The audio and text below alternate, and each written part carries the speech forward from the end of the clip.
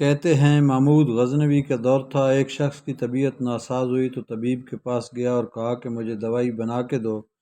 طبیب نے کہا کہ دوائی کے لیے جو چیزیں درکار ہیں سب ہیں سوائے شہد کے، تم اگر شہد کہیں سے لا دو تو میں دوائی تیار کیے دیتا ہوں۔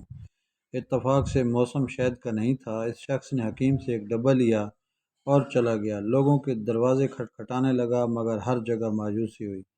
جب مسئلہ حل نہ ہوا تو وہ محمود غزنوی کے دربار میں حاضر ہوا۔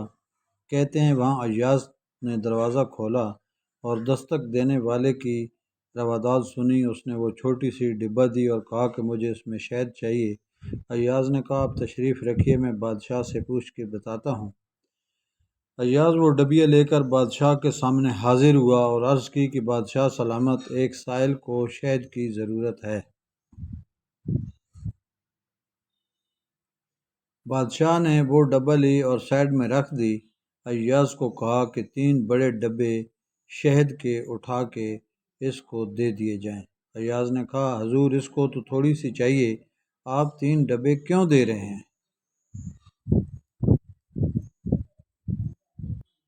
بادشاہ نے ایاز سے کہا ایاز وہ مزدور آدمی ہے، اس نے اپنی حیثیت کے مطابق مانگا ہے، ہم بادشاہ ہیں، ہم اپنی حیثیت کے مطابق دیں گے۔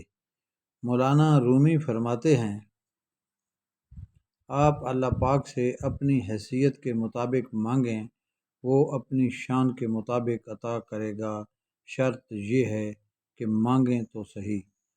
اگر کہانی پوری پڑھ لی ہے تو ایک بار درود شریف پڑھ کر کومنٹ میں ماشاءاللہ لکھیں، اس ویڈیو کو لائک کریں اور میرے چینل کو سبسکرائب ضرور کریں۔ شکریہ۔